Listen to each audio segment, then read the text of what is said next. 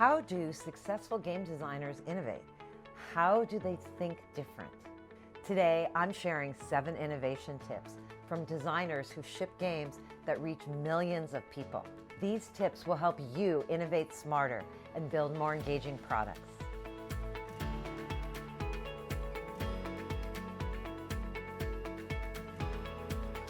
Tis the season.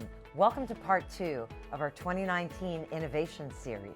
We're sharing the best, most actionable tips from Game Thinking TV. In part 1, we shared hot tips from Silicon Valley investors.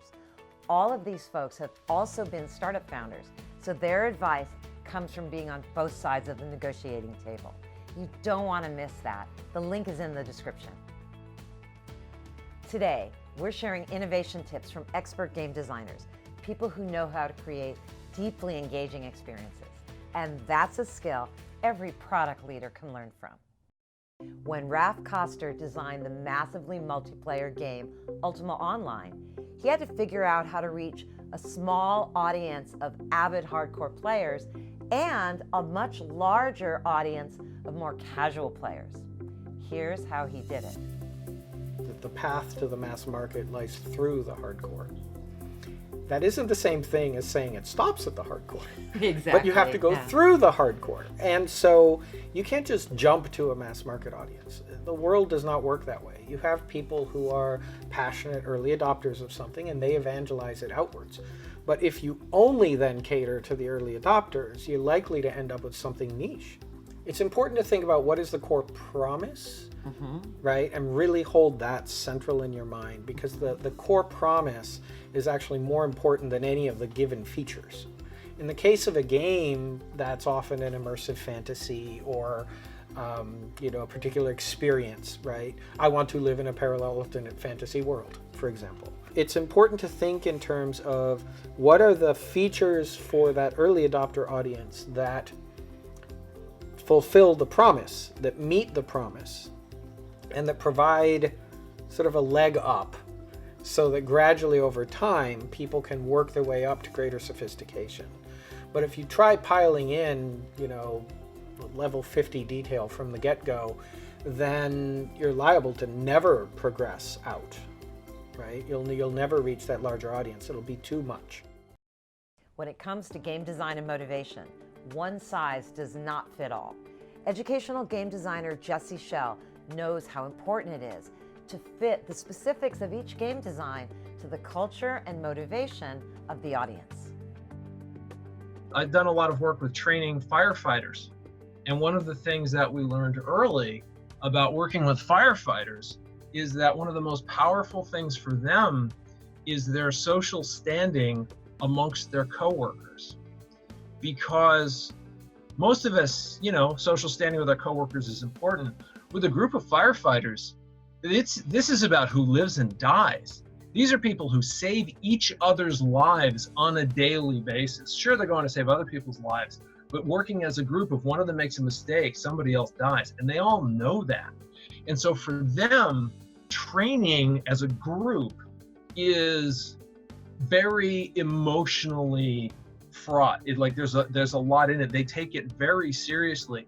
So if you give firefighters independent training, it's not very meaningful to them. But if you train them as a group, they're all paying intense attention because they all realize that a mistake that someone makes in training could be something that happened in the real world.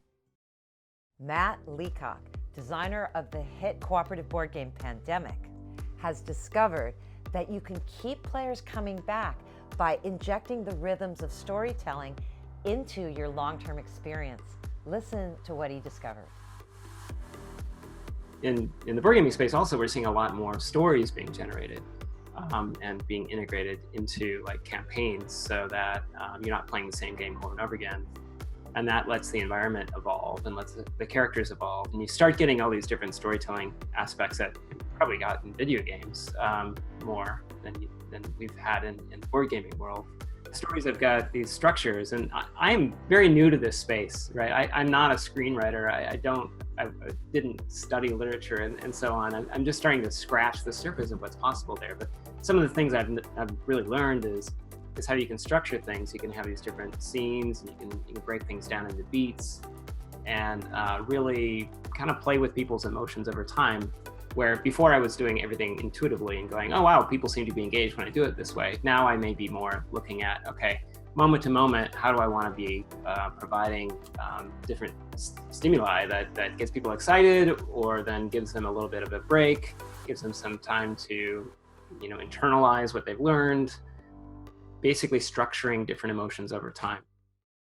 Game designer Chelsea Howe has lots of experience with zero-sum mechanics, but she now sees cooperation as a more universal form of social interaction than competition. Here's why. I don't think there's any particular player motivation that can't find satisfaction in a cooperative environment.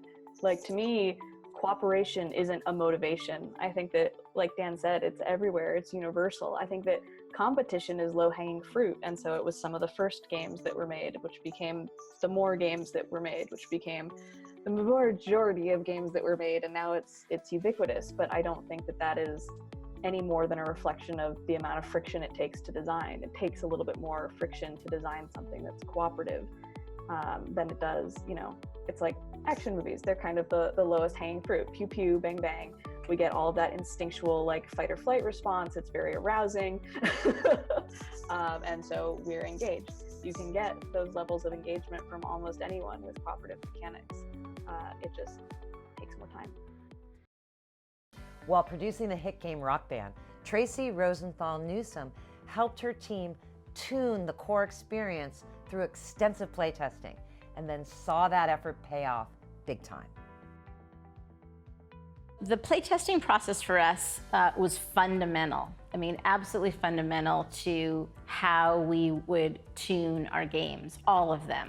It was important to, in the beginning, bring in music gamers, because, you didn't want to have to build an entire tutorial for your early testing. What you really wanted to understand is, is the interface making sense? Is the feedback working?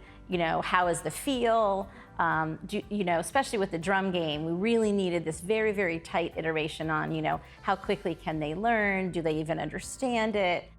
As you move along, though, when you're making a product and a video game for a really mainstream audience, and we were very aware that people were going to play this game in many different ways. There are people that are going to play, they're going to start on easy, they're going to go to medium, and that's it. They're never going to really try to go any further. They don't even care about their score. They're just thrilled to feel this way. And then there's other people who are going to come in and they're going to work super, super hard over and over again to play all the way to expert, on the hardest song. And so we needed all of those kinds of people to come in and play. Game design pioneer and Indiana University professor Mike Sellers knows the importance of systems tuning and design firsthand, and he works hard now to introduce this crucial concept to his game design students. Games are one of, if not the most immediate, immersive ways to really get systems and experience systems. Because I can tell you, for example, there's a very common system. This is what came into my head, what example am I going to use? The system of flocking, creating a flock of birds. An artificial flock of birds requires 3 rules. A flock of birds, a school of fish. The 3 rules are, for every bird in a flock, every fish in the school, go about the same direction and speed as the ones around you. Don't hit anybody. And if you can, try and go towards the center of mass that you can see. It's like imagine you're on a dance floor and you kind of want to be near the center of the dance floor, but you don't want to hit anybody and you kind of want to dance like the people around you. Those 3 rules form a feedback loop because every single one of the birds or fish is doing the exact same thing. And from that, you get these beautiful, organic schools of fish or flocks of birds. From 3 simple rules. From 3 simple rules. And this shows you the power of the feedback loop. It also shows you how difficult it can be to understand something like the system from that kind of abstraction. Game designers know that creating and tuning their core systems can make or break their game. Here's MMO designer Raph Koster's take on the importance of smart systems thinking in game design. A conservative guess at the number of individual features in Star Wars Galaxies is probably on the order of 10,000. My job is to actually know all of them and what they make wiggle. I don't need to know how each piece is built, but I need to understand all the relationships so that I can say, hey, if I snip the string here because we're cutting this feature, the whole thing doesn't go won't, right? And sometimes it leads to really unintuitive places. In Star Wars, we launched without land speeders because it turned out land speeders were optional. Nothing broke if they weren't there. People just moved more slowly, right?